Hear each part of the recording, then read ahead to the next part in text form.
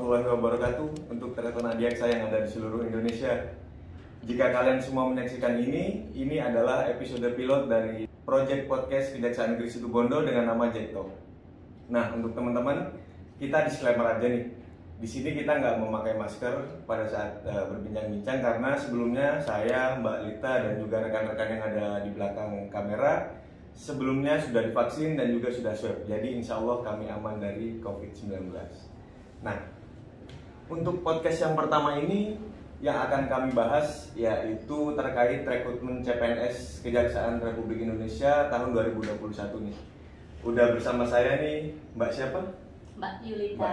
Halo semuanya, perkenalkan nama saya Yulita. Mau dipanggil siapa nih, Mbak Yuli, Mbak Lita, atau mau dipanggil siapa? Panggil Mbak Lita aja. Mbak Lita ya? Oke, bisa diperkenalkan dulu nggak, Mbak? Namanya siapa, terus alamatnya di mana, lulusan mana mungkin, atau udah bersuami mungkin, atau gimana, bisa disampaikan nggak ke teman-teman? Oke, lalu perkenalkan nama saya Yulita, bisa panggil Lita. Saya dari Universitas Indonesia, Fakultas Hukum. Usia saya 26 tahun, kemudian asal saya dari kota Tangerang. Sekarang tinggal di Situbondo. Orang Situbondo saya sekarang. Udah belajar bahasa Madura belum di Situbondo? Adalah 1-2 kata yang bisa. Apa tuh, apa? Tenang dah. Apa tuh artinya Pak tenang? Santai dah gitu. Nah, ini Mbak Yul. Kita di sini ngobrol-ngobrol santai aja ya. Nanti juga mungkin setelah Mbak Lita jawab juga mungkin saya ada beberapa pertanyaan di sini yang juga saya jawab karena menurut saya menarik tuh. Yang pertama nih, kenapa sih Mbak Yulita memilih bekerja di kejaksaan? Kalau ditanya kenapa, sebenarnya dari kuliah tuh emang sudah mau jadi jaksa. Cuma saya lagi mencari pengalaman dulu menjadi pengacara. Karena kan kemarin waktu lulus itu banyak senior yang kerja di kantor pengacara. Dibilang kalau kita mau jadi seorang aparat penegak hukum, kita tuh harus punya pengalaman dulu. Makanya saya menjadi pengacara dulu. Oh gitu. Tapi berapa lama tuh di kantor pengacara yang baik? Saya di kantor pengacara udah 3 tahun. 3 tahun? Ya. Udah banyak tuh pengalaman tuh kan. Udah ini ya berarti, udah sumpah advokat juga ya? Sudah sumpah advokat, sudah sidang juga, sudah tahulah gimana atmosfernya pengadilan. Terus menurut Mbak Yulita nih, selama 3 tahun Mbak Yulita menggeluti profesi sebagai advokat nih, kenapa kok tiba-tiba tetap wah enggak deh, kayaknya selama 3 tahun ini cuma buat pengalaman aja deh kayaknya. Jadi aku mau tetap daftar jaksa itu kenapa sih? Ya itu tadi, kenapa mau jadi jaksa ya, waktu kuliah kan kita ada tuh yang namanya praktek untuk peradilan ya, peradilan pidana. Nah dari situ emang tertarik menjadi jaksa karena kemarin waktu kuliah itu kebagian perannya menjadi jaksa. Ternyata menarik juga ya jadi jaksa itu, selain kita membuat dakwaan, kita juga bisa membuat tuntutan gitu. Dan setelah masuk kejaksaan ternyata lebih seru lagi, kewenangannya lebih banyak. Kebenaran saya ditaruh di Datun. Nah di Datun itu ternyata kita bisa jadi pengacara negara. Kita membuat MOU juga, kita juga bisa membantu pendampingan hukum. Jadi ternyata menjadi jaksa tuh pilihan yang tepat menurut saya. Oke, jadi gini, tadi kan Mbak Yulita bilang kalau ternyata setelah jadi jaksa tuh lebih seru ya. Itu emang yang bikin Mbak Yulita bisa bilang kayak gitu tuh apa? Apakah cuma di kuliah itu belajar cuma teori, ternyata di prakteknya lebih seru atau gimana sih, bisa diceritain nggak ke teman-teman? Kalau misalkan waktu kuliah kan kita cuma belajar bagaimana sih cara buat dakwaan ya. Misalkan, oh kita harus membuktikan unsur-unsurnya, kita juga harus membuktikan siapa tersangkanya. Tapi kalau misalkan di prakteknya, di tempat kita kerja, kita tuh ternyata prosesnya nggak sesimpel itu. Kita ada proses penyidikannya dulu, kita harus juga ada menanyakan lagi kepada terdakwanya, kepada saksi-saksinya, terus kemudian barang buktinya itu benar atau enggak. Bisa jadi yang menurut saya seru adalah kita bisa juga ikut rekonstruksi kayak gitu-gitu. Rekonstruksi itu maksudnya kita bisa melihat langsung tempat kejadian perkaranya, bagaimana si tersangka itu melakukan tindak pidananya. Itu asik sih sebenarnya. Iya sih, kan emang kalau dulu kita kuliah di Fakultas Hukumnya paling enggak kita belajar gimana cara bikin dakwaan, terus kita bikin tuntutan ya kan. Kita nggak tahu sedalam itu gitu loh dunia kejaksaan ya. Ternyata setelah kita masuk lebih ini ya, ternyata lebih seru, banyak kewenangan-kewenangan yang bisa yang bisa kita lakuin sebagai jaksa atau sekarang calon jaksa lah seenggaknya. Oke, balik lagi ke pertanyaan teman-teman nih Mbak Yulita nih. Di sini ada yang nanya nih, gimana sih proses seleksi dulu di kejaksaan, Mbak? Proses seleksi kejaksaan itu panjang banget dan banyak banget sebenarnya. Dari pertama itu ada tahap administrasi, Mas. Jadi tahap administrasi itu apa sih? Tahap administrasi itu kita tuh mengumpulkan berkas-berkas itu yang sesuai dengan persyaratan. Itu nanti waktu pembukaan itu dia biasanya ada persyaratan. Jadi ada semacam apa ya, surat resmi dari kejaksaan itu menjelaskan kalau misalkan formasi menjadi jaksa apa aja sih surat-surat yang diperlukan. Kalau untuk saya itu ada TOEFL itu minimal 450 skornya, terus ada apalagi ya kayak SKCK, terus kemudian ijazah, terus kemudian ya surat-surat yang kayak KTP, KK kayak gitu. Iya. Ada yang lewat tuh kalau nggak salah saya ingat tuh ada sertifikat komputer juga tuh. Oh iya, ada sertifikat selain komputer. TOEFL ya, ada sertifikat komputer. Itu harus disiapkan dari awal sih. Terus setelah proses seleksi administrasi itu gimana? Langsung pengumuman, langsung tes selanjutnya atau gimana tuh, Mbak? Iya, biasanya kalau misalkan sudah administrasi itu nanti ada pengumuman siapa aja sih yang lolos administrasi atau enggak. Nah, itu nanti setelah administrasi kita masuk ke tahap namanya SKD. SKD itu apa ya, lupa ya Mas ya. SKD itu seleksi kemampuan dasar. Seleksi kemampuan dasar. Oh iya, tadi ada yang kelewat. Di administrasi itu kita datang ke Kejati masing-masing di mana domisili kita. Oh gitu. Kayak misalkan saya waktu itu domisili di Tangerang, maka Kejati saya ke Banten. Ya. Kalau deket sih enak ya Mas, tapi kalau jauh lumayan. Nggak apa-apa kan, itu perjuangan. Lihat dong hasilnya sekarang bisa berhasil. Oke, bisa dilanjut Mbak, gimana? Ya, setelah SKD itu, nah SKD ini terdiri dari 3. Ini ada kemampuan wawasan kebangsaan, ini sejarah Indonesia, bahasa Indonesia tuh. Jadi kita harus mempelajari semuanya. Terus kemudian ada intelijensi itu kayak psikotes sih kalau menurut saya sih Mas ya. Jadi kayak matematika, terus kemampuan ruang, kemampuan bidang gitu. Jadi isinya kayak matematika dasar gitu ya? Kayak matematika dasar gitu. Terus kemudian yang terakhir itu ada Mas lupa Mas. Yang terakhir itu tes karakteristik tes kepribadian. Kepribadian itu lebih kepada bagaimana sih kita sebagai calon PNS, sebagai calon ya kalau misalkan ini kan calon jaksa menghadapi nanti di pekerjaan. Misalkan kalau misalkan kita ngelihat temen nih ada yang bolos, kita sebagai calon PNS tuh harus apa ya gitu. Apakah kita harus diemin aja, apakah kita harus menegurnya, atau kita harus memberitahu dengan cara yang baik gitu. Itu nanti kita lihat apakah kita cocok menjadi seorang PNS atau enggak di situ. Nah itu bisa dijelasin nggak Mbak? Itu kan kalau nggak salah ya, informasinya kan kemarin untuk mereka yang dinyatakan lolos SKD ini itu ada 3 kali formasi kan ya? Iya. Itu kayak gimana Mbak? Bisa dijelasin nggak? Iya, jadi kalau misalkan waktu kita udah pengumuman, kita udah tes semuanya SKD, nanti itu hasilnya langsung keluar Mas.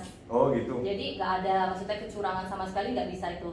Jadi kalau Mas ngisi satu soal benar langsung muncul berapa poinnya. Jadi kalau waktu saya itu saya tes, nilai saya langsung keluar. Saya belum tahu skor saya berapa, tapi orang tua saya nunggu di depan itu udah tahu. Oh gitu, mereka udah bisa ngeliat ya. Jadi pada saat itu posisi Mbak Lita di urutan keberapa nih di sesi ujian waktu itu? Iya, itu langsung keluar nilainya. Kemarin ingat nggak di posisi nomor berapa Mbak Lita? Saya alhamdulillah posisi 1 untuk di Banten. Di Kejati Banten. Itu belajar Mas. Belajar, oke. Terus setelah itu? Nah, untuk 3 kali formasi itu, jadi misalkan kalau untuk jaksa, misalkan jaksa dibutuhkan 600 orang. Nah, yang bisa masuk ke tahap selanjutnya, tahap SKD, itu cuma 3 kali formasi. Misalkan 600 dikali 3, berarti kan cuma 1.800 orang. Kalaupun orang yang ke 1.801 itu dia lulus memenuhi standar passing grade, passing grade kayak gitu, tapi dia urutan 1.801 itu dia nggak bisa lolos. Nah, setelah selesai SKD nih, ketemu 3 kali formasi jumlah 1.800 tadi misalnya. Tahap selanjutnya apa tuh Mbak Lita? Tahap selanjutnya itu ada wawancara. Itu tuh yang namanya ada wawancara. Nanti wawancara ini sama petinggi-petingginya kejaksaan. Itu ada yang kepala kejaksaan tinggi, ada wakil kepala kejaksaan tinggi, terus ada biasanya jam jaksa agung muda, jaksa agung muda sama staf ahli biasanya. Nah, setelah wawancara itu ada tes psikotes. Tes psikotes ini dia terdiri dari lisan dan juga tertulis. Terus kemudian ada tes kesehatan, itu semacam kayak MCU Mas, MCU. Jadi seluruh badan itu kita dicek semua. Ada cek jantung, EKG, terus ada cek tinggi badan, berat badan, terus ada cek juga untuk toraks kayak gitu. Terus yang terakhir itu ada tahap, ada satu lagi Mas. 2 apa 1 tuh? Kalau nggak salah ada 2 lagi. Oh iya, apa ya Mas? ini aku urut ya, mumpung aku inget nih. Oh iya, masih lebih hafal. SKB yang pertama tuh kita CAT SKB. Kita kan CAT SKB lagi tuh. Oh iya, nah, iya kan. Setelah itu ada tes kesehatan kan kalau nggak salah. Iya, tes kesehatan MCU tadi. MCU. Terus habis itu ada tes psikotes kan kalau nggak salah. Iya, ada psikotes ya. Habis itu baru kita ada jeda waktu tuh kita untuk persiapan wawancara kan kalau nggak salah. Nah setelah itu kita nunggu lagi gitu. Iya benar gitu nggak urutannya? Betul. Ada yang nggak ada. Cuma kemarin itu karena COVID jadi jeda waktunya agak panjang. Lama banget lah. Kayaknya saya nunggu ada hampir 8 bulan itu jedanya. Sama. Bosan banget itu di rumah nunggu pengumuman kan. Udah kita nggak bisa kemana-mana kan itu baru-barunya COVID ya. Iya. Nah terus menurut Mbak Lita nih, tahapan mana yang membutuhkan banyak persiapan atau wah tahap ini kayak susah nih harus benar-benar dipersiapin, itu tahapan yang mana sih Mbak? Kalau menurut saya sih semua tahap harus dipersiapkan sih, karena kan gagalnya di setiap tahap kan. Kalau misalkan ini, kalau misalkan kayak berkas itu semua harus kita siapin dari awal. Kalau misalkan emang kalian mau daftar nih sekarang, nah kalian persiapkan dari sekarang. Misalkan kayak SKCK, TOEFL itu kan kalian harus tes juga, harus les juga. Terus untuk komputer juga harus les gitu. Terus kalau misalkan untuk SKD, wah itu harus persiapan banget sih Mas. Kalau saya waktu itu sampai les itu gitu. Ya, les di 2 tempat biar ya lebih terlatih lah. Nah ini Mbak Lita kan barusan ngomong les nih. Itu otomatis pada saat Mbak Lita les itu kan masih kondisi kerja dong ya? Iya. Pada saat itu. Nah itu bagi waktunya gimana Mbak? Mbak Lita harus les, harus belajar, terus harus kerja juga tuh gimana sih Mbak?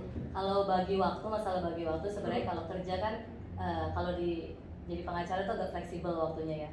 Jadi ya kalau misalnya ada waktu kosong itu tuh kita belajar yang online. Itu belajar online. Tatap mukanya itu biasanya Sabtu Minggu. Jadi carilah kalau misalkan kalian memang sudah kerja, kalian bisa cari tuh tempat les yang membuka Sabtu Minggu kayak gitu. Masih di satu daerah tapi lesnya di masih satu daerah. Misalkan menurutku nggak les juga sebenarnya bisa. Kalau misalkan kita mau konsisten sebenarnya. Kalau misalkan itu kan paket tuh sekarang udah banyak ya. Paket tuh udah banyak gitu di internet. Tinggal download aja. Kita belajar sendiri, itu tuh menurut aku juga udah sangat ngebantu. Jadi kalau emang kalian memilih untuk nggak les sih, menurut aku nggak apa-apa sih sebenarnya. Tapi kalau misalkan emang ada kesempatan, ada waktunya, itu yang les juga lebih bagus. Ya itu, karena kan juga sekarang di era modern ini di YouTube juga udah banyak banget yang udah dia ngasih soal juga ngasih jawabannya kan. Itu. Jadi tinggal gimana deh kemauan teman-teman aja kan akhirnya. Banyak cara tuh bisa les yang pertama. Bisa juga di YouTube pun banyak tuh sekarang tuh. Jadi teman-teman tinggal ini aja, tinggal sebagaimana teman-teman menyempatkan waktu buat belajar aja kayak gitu. Iya. Nah, lanjut lagi Mbak. Ada hal yang menarik nggak selama seleksi itu? Hal yang menarik ya itu sih. Waktu kita kan COVID nih. Kalau COVID kan berarti jangka waktunya lama banget ya. Jadi waktu dari SKD, setelah SKD itu ada jangka waktu untuk menunggu, itu menurut aku membutuhkan kesabaran banget. Iya kan? Iya kan Mas? Kalau nggak salah sih sampai berapa ya, 6 bulan kalau nggak salah kita tuh menunggu untuk ke tahap selanjutnya ya. Iya. Karena kan waktu itu lagi PSBB yang total kalau nggak salah yang besar-besaran itu. Nah menurut aku tuh dibutuhkan kesabaran banget untuk sampai tahap sekarang. Karena kalau misalkan orang bilang daftar kejaksaan susah, iya susah. Tapi harus juga ditambah sabar, apalagi untuk zaman sekarang nih ada yang COVID kayak gini, jadi kita harus sabar, harus benar-benar berlatih. Dan menurut aku sih ketika diberikan jeda itu ya itu berarti aku diberikan waktu untuk belajar lebih giat lagi gitu biar sampai lulus. Nah, Mbak Yulita kan nunggu lama tuh pengumuman dari mulai tahap SKD, terus SKD kelar, nunggu SKB lama banget berbulan-bulan, terus ngejalanin SKB. Terus pada saat tahu wah lolos itu gimana? Dan pada saat momen apa sih Mbak Yulita cek pengumuman itu? Waktu itu tuh jadi kalau misalnya kejaksaan itu kan ada tuh yang namanya Telegram ya. Jadi Telegram buat CPNS. Nah jadi tuh bener-bener setiap hari karena saking lamanya itu setiap hari di scroll ngeliat informasi udah ada apa belum ya kan, pasti penasaran banget kan, kayak aduh kapan nih pengumumannya gitu. Hampir tiap hari kan belum ada buka lagi. Nah pas itu waktu itu ada yang bilang oh pengumumannya udah ada, cuma ternyata webnya ngedown ya kan, ya udah akhirnya yaudah sabar dulu deh, sholat dulu, takut banget kan itu pengumuman akhir gitu. Udah sholat dulu segala macam, setelah sholat itu buka, ya udahlah maksudnya nanti tulus aja gitu. Kalau misalkan dapat ya berarti emang rezekinya aku, tapi kalau belum ya coba lagi tahun ini gitu. Pas buka ya alhamdulillah rezekinya pas ya lolos gitu. Alhamdulillah. Alhamdulillah. Sorry, ini di awal Mbak Yulita ada janjian sama teman nggak daftar berapa orang bareng-bareng ke kejaksaan gitu, ada berapa orang? Kalau enggak sih, kalau tahun ini udah enggak sih. Kalau teman-temanku tahun sebelumnya mereka Oh, udah daftar duluan gitu. gitu. Iya. Waktu lulus kuliah banyak yang langsung daftar. Oke. Jadi emang pada saat itu dirasain sendiri ya? Iya. Daftar sendiri, terus nggak ada teman siapa-siapa, Berjuang sendiri. mempersiapkannya sendiri kayak gitu. Akhirnya tahu lolos sih. Alhamdulillah. Rezeki. Itu bareng sama orang tua apa gimana tuh pada saat itu, pada saat ngebuka pengumuman? Waktu ngebuka sendiri sih. Karena kan bener-bener sebenarnya waktu itu tuh antara takut sama seneng juga sebenarnya waktu Oke. ngebukanya. Kalau takutnya ya takutnya nggak lolos, nanti ngasih tahu ke orang tua kan gimana Ya, gitu. udah nunggu lama Malah ya. prosesnya udah panjang banget gitu. Bener-bener. Tapi kalau misalkan senangnya ya kalau misalkan dibuka ternyata lolos, ya udahlah, makanya aku pikir sih buka deh nanti aja, dibuka sendiri gitu. Pas aku buka sendiri ya pas sudah tahu lolos baru aku kasih tahu orang tua, ya orang tua sampai nangis sih Mas. Iya pasti Karena bantu seneng banget ya kan. orang Iya tua. karena kan tahu perjuangan kita yang benar-benar belajar dari awal. Dari Yang mana awal. Mbak Yulita kan cerita lagi kerja, Sama. harus les juga, terus harus belajar juga, ya kan? Bagi waktunya susah, habis itu SKD dianggurin Iya, lagi, yang lama banget 6 tuh. bulan. 6 bulan kan kita nunggu kayak gitu, terus baru tes SKB harus siap-siap lagi, belajar lagi kan kayak gitu. Pasti Benar banget. orang tua bangga sih kayak gitu. Siapa Oh, sih kau Mas udah yang nggak dulu, bangga? kau udah dulu, Yang nggak kau udah. bangga nanti jadi CPNS kejaksaan ya kan. Promosi lagi. Ayo daftar semuanya ya. Oke, nah pertanyaan selanjutnya nih Mbak. Tadi kan Mbak Yulita bilang nih, Mbak Yulita udah lolos, udah ditempatin di kejaksaan. Pengumuman selanjutnya nyusul nih, Kejaksaan Negeri Situbondo, gitu. Nah gimana nih perasaan Mbak Yulita ditempatin di Situ Bondo. Kabupaten Situbondo ini? Yang pertama bersyukur karena masih di Jawa. Karena waktu itu teman-teman waktu yang sebelum yang kita nih ya, yang sebelum 2019, kita kan seleksi 2019. Ada teman-teman aku 2017, 2018, dan itu penempatan pertama banyak yang di luar Pulau Jawa. Bahkan kayaknya nggak ada di Pulau Jawa. Jadi ada yang di Kalimantan, di Sulawesi, Papua, segala. Jadi sebenarnya ketika kita daftar kejaksaan, kita emang harus sudah siap ditempatkan di seluruh Indonesia. Jadi jangan sampai kita berpikir bahwa wah di kejaksaan kita mau yang dekat gitu. Ya tapi alhamdulillah rezekinya dapatnya di Kabupaten Situbondo, tempatnya enak, dekat rumah juga, nggak terlalu jauh lah. Ada bandara. Sekarang Ada mah deket bandara. semua, ke Banyuwangi ya, atau ke Jember atau ke Surabaya bisa kan langsung tanggapan.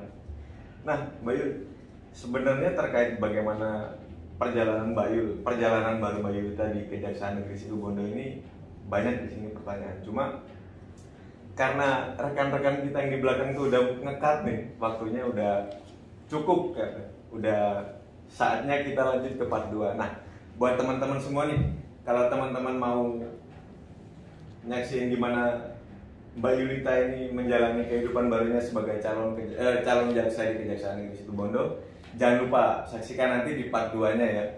Dan juga teman-teman jangan sampai lupa untuk ikutin semua akun media sosial dari Kejaksaan Negeri Situbondo. Ada di TikTok, ada di Twitter, ada di Facebook, ada di YouTube, dan ada di Instagram.